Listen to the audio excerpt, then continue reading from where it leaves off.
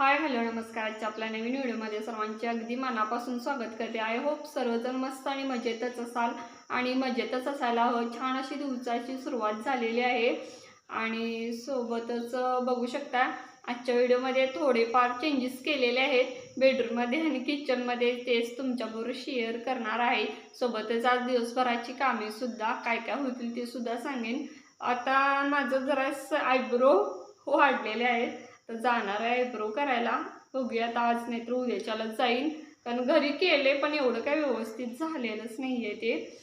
त्यामुळे तर बाहेर जाऊन म्हणजे पार्लरमध्ये जाऊन करून यायला लागणार आहे. आणि कसं तरच वाटायला लागलाय चेहरा माझं मलाच बघताना. कसं तर होतंय, असं प्रत्येक जणांना असं होत असेल असं समजते मी. जेव्हा वाढतील तेव्हा आयब्रो पहिले एक आयब्रो केल्यानंतर 1-2-3 दिवस कसं व्यवस्थित क्लीन दिसतं, नंतर दुसऱ्या तिसऱ्या दिवशीपासून परत यायला चालू होतं. पण परत चेहरा आपला कसा तर दिसायला अगदी आजारी असं वाटायला लागलं मला आता. म्हणून म्हटलं आता जाऊन केल्याशिवाय काय पर्याय नाही. चला मग माझ्या मागे थोडा बदल दिसतच असेल, दाखवते. ही किचनची बाजू आहे, इथे ओव्हन आहे आणि ही किचनची ओव्हन कसलीच खिडकी आहे. आणि इथे आपला फ्रीज होता तो ॲक्च्युली इथून हलवण्याचे एक कारण आहे ते सांगेन पुढील व्लॉगमध्ये केव्हा तरी. इथे आंब्याची पेटी आलेली आहे 5 डझनाची, तीच आणलेली आहे. आणि इथला फ्रीज बघा कुठे गेलेला आहे, तर इथे आलेला आहे. इथे होतं ह्या खुर्च्या टेबल वगैरे आणि इथे ते फ्रीज हलवलेलं आहे.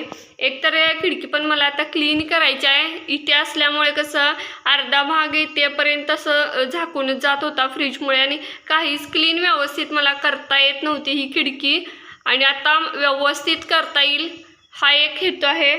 आणि दुसरं थोडंफार चेंजेस केल्यावर इथली जागा थोडी क्लीन होईल. त्याशिवाय काय हलवाहलवी केल्याशिवाय क्लीन काय होत नाही. भांडीसुद्धा माझी घासून झालेली आहेत. आणि इकडे बघा इथे अशी अरेंजमेंट थोडीशी केलेली आहे. तर चला जाऊया आपण बेडरूममध्ये. धुणं पण माझं झालंय धुवून. तर बेडरूममध्ये बघू शकता बेड हा इथे मध्ये होता आणि इकडे आपला हे होता ड्रेसिंग टेबल होता, तो बरोबर ह्या बेडच्या समोर आलेला आहे. इथे रात्री आम्ही आरशाला झाकून ठेवतो त्यामुळे असं झाले. कसं असेल दाखवूया म्हटलं. आणि ही खुर्ची काय अशीच मला शिवण्यासाठी ठेवले, तर भरपूर साहित्य पडतच राहतंय. आणि इकडे मशीन असं ठेवलेलं आहे त्यामुळे भरपूर मधला स्पेस असा रिकामा झालेला आहे. तर अशा पद्धतीने थोडेफार बदल केले, चेंजेस की घरामध्ये थोडंसं वेगळं वाटतं. आज छान अशी पूजा सुद्धा झालेली आहे. आणि कालच काय झाले, मुलं सुद्धा आता गेलेले आहेत आजोळी आईकडे आमच्या. ते आज आता परत येणार आहेत तर काय थांबणार नाहीत, कारण क्लास आहे म्हणा लागले. तर उद्या तर रिझल्ट आहे. उद्या ॲक्च्युली 1 तारीख आहे, पण हा व्लॉग तुम्हाला 2-3 दिवसानंतरच बघायला मिळणार. त्यामुळे 1 तारीख येऊन गेलेली असेल हा व्लॉग येईपर्यंत. आणि काल कसं म्हटलं पहिल्यांदाच ती असं एसटीनं किंवा बसनं प्रवास केल्यात, कधी ती केलेलं नाहीत. कसं गाड्या आमच्या 2 व्हीलर वगैरे इथल्या इथंच आम्ही जातोय आणि घेऊन जरी गेलो तरी आम्ही गाडीवरून त्यांना घेऊन जात होतो. पण 1 वर्ष 2 वर्ष झाली ती आजोळी काय गेलेलीच नव्हती, म्हणजे आईकडे काय गेलेले नव्हते. मी आणि मिस्टरच आम्ही कामानिमित्त जात होतो. मग सारखं म्हणायच्या अगं मुलांना पण घेऊन ये की. मग गाडीवर आमच्या काय एका गाडीवर काय बसत नाहीत, 2 गाड्या घ्याव्या लागतात. आणि पण मुलांना पण त्रास होत आहे, 2 तास गाडी मारायला लागत्या. म्हणून म्हटलं आज काल काय झालं, सारखं व्हिडिओ कॉल करून बोलवून घेत होती. म्हणून म्हटलं आता जावा. म्हटलं पहिल्यांदा त्यांचा अनुभव इतका म्हणजे इरिटेट करण्यासारखा होता. इथून तर गेली ती व्यवस्थित कोल्हापुरात, पण त्यांना स्टॉप सापडेना. आणि आमच्या गावाला जायचा कसा स्टॉप आहे तो बदल पण झाला, त्यामुळे मला पण काय एवढं एक्झॅक्ट काय कळेना कुठं थांबल्या ते. बहिणीला व्हिडिओ कॉलवरती सांगितलं त्यानं कुठं जायचं कसं यायचं. तसं कोल्हापुरात ती 1.5 तास होती दोघेजण. म्हटलं पहिल्यांदा गेल्या त्यामुळे कावरी वावरी झाली होती, कारण गाडीवरनं कुठं स्टॉप आहे काही कुठं जायचं काही माहीत नव्हतं. कसं 2 व्हीलरनं जायचं 2 व्हीलर न्यायचं आणि बसचे स्टॉप वेगळे आणि एसटीचे स्टॉप वेगळे. आमच्या इकडे गावाला यायला बसेस आहेत आणि माहेरी जायला एसटी आहे, त्यामुळे एसटीचे स्टॉप वेगवेगळे असल्यामुळे ते दोघे पण इतकी गोंधळी होती. आणि सारखं ओरडत होतीत कशाला पाठवलाय म्हणून. थोडं रागवत पण होतीत मला. म्हटलं काय नाही, पहिला अनुभव आहे. कसा आहे थोडंसं हे केल्याशिवाय पण यांना जग कळणार नाही किंवा दुनियादारी तर कळायची कशी. म्हटलं मुलांना असंच सगळंच आयतं अचुती सगळं आत्ताच्या मुलांना मिळतंय आणि कसं समजण्यासाठीच म्हटलं आज अनुभव घेण्यासाठी पण पाठवायचं होतं. तसं इथून पुढे कसं पण जायचं झालं वगैरे एसटीनं तर जातील दोघे. कुठं स्टॉप आहे काय कसं जायचं हे कळलं की एकदा म्हटलं त्यांना टेन्शन येणार नाही. त्यामुळे ती गेली. तर आज आता परत येणार आहेत. आता बघूया 4च्या पुढे वगैरे बहीण सोडणार आहे त्यांना. तो मधल्या वाटेत आणि तिथून बसवून इथं येतील.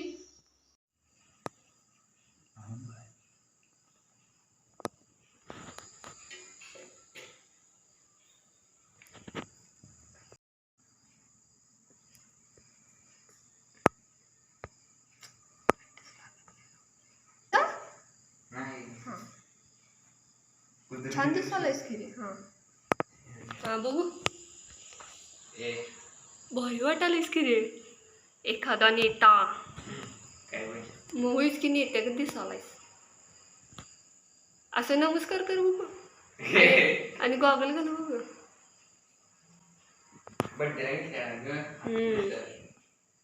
झोपलेत नवरी. इकडे मला शेंगदाणे आज भाजायचे होते. माझे शेंगदाणे संपले होते तर 1 किलो मुलगा आणि मी घेऊन आलो होतो. ते पहिला भाजले आणि शाबूसुद्धा फोडणीला घालायचा होता कारण मिस्टरांचा उपवास होता. त्यातला आता थोडासा मी खाल्ला. असतात त्यांच्या हिशोबाने मी केलं होतं खरं, पण मुलंच नाहीत म्हटलं कोण खाणार. म्हटलं आता मीच खायला बसले. मला पण थोडीशी भूक लागल्यासारखी झाली कारण मी सकाळी स्वयंपाक असं केलं नाही, भातच फोडणीला टाकला होता. जेवण वगैरे सगळं झाल्यानंतर फरशी थोडीफार मला पुसायची होती ह्याच्यामधली बेडरूममधली, कारण मला आता कटिंग करायला बसायचं आहे. जे की परवा मी दाखवलं तो कट पीस आणला होता शर्ट पीसचा, तोच आता मी कटिंग करणार आहे. सकाळी जरी पुसली असली तरी मी थोडेफार पायाचे वगैरे डाग पडलेले असतात म्हणून ते म्हटलं पहिल्यांदा पुसूनच काढूया आणि मग कटिंगला बसूया.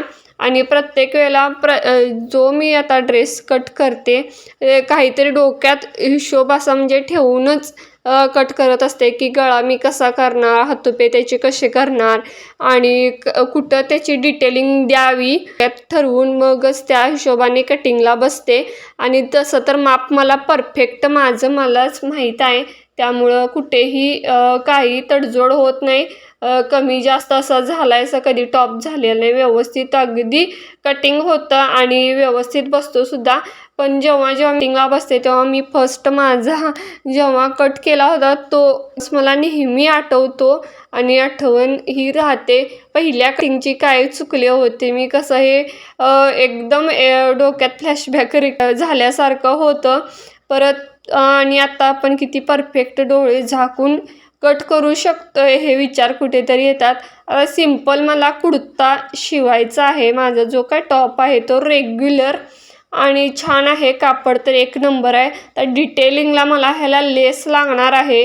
ते आता लेस मी बघणार ह्याच्यावरून मिशोवरनं वगैरे मागवून घेईन किंवा लोकल मार्केटमध्ये मला जर व्यवस्थित मिळाली त्या कलरची जशी मला हवी आहे तशी, तर मला आरसा वगैरे असलेली अशी लेस पाहिजे. तर बघूया मिळते का नाही. मिळाली तर नक्की तुमच्यावर शेअर करेन आणि काय डिटेलिंग कुठे कुठे करणार आहे ते सुद्धा पुढच्या व्हिडिओमध्ये नक्की बघायला मिळणार.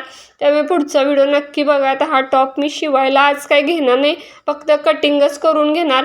शांत डोक्याने मी कटिंग करून घेतला आणि भाई माझी फुल असते पण इतकं कापड नव्हतं आता ह्याचं. तर कशी भाई होणार ते आता विचार करून किंवा सर्च मारूनच मी पुढचं बघणार आहे. आजचा व्लॉग इथेच थांबवते. आवडला असल्यास नक्की लाईक शेअर कमेंट करायला विसरू नका. पुन्हा भेटू उद्याच्या व्लॉगमध्ये. तोपर्यंत बाय.